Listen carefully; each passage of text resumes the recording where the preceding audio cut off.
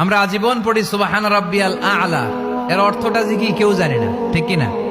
তো চোখ দিয়ে পানি নামবে কেমনে? চাইনিজ ভাষা আমাদের কাছে যেরকম, কোরআনের তেলাওয়াত আমাদের কাছে অনেকটা এরকমই। চাইনিজ ভাষার অর্থ জানি না, কোরআনের আয়াতের অর্থ জানি, কিন্তু এই কথা বললে কি আল্লাহ আমাদেরকে ছাড়বে? No excuse will be granted that day. সেদিন আল্লাহ কোনো এক্সকিউজ গ্রহণ করবে না। আল্লাহ, আপনি আমারে ধৈর্যশীল বানান, আপনি আমারে শুকরগুজার বান্দা বানান। আল্লাহ, আমার চোখে আপনি আমারে ছোট বানান, গোটা বিশ্বের মানুষের চোখে আপনি আমারে বড় বানান। সবাই পড়ি আমিন। আল্লাহ, ভুল করছি, আল্লাহ মাফ করে দাও, ক্ষমা করো। আমি ক্ষমা চাইতেছি, কিন্তু আমি ক্ষমা করি না আরেকজনকে। তুমি ক্ষমা করো না, তুমি ক্ষমা চাও কোন সাহসে?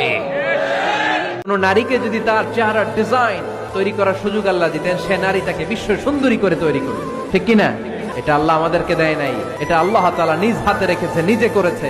তাই কারো আকৃতি নিয়ে ব্যঙ্গ করলে স্বয়ং আল্লাহর সাথে ব্যঙ্গ করার শামিল। চিল্লায় বলেন ঠিক কিনা?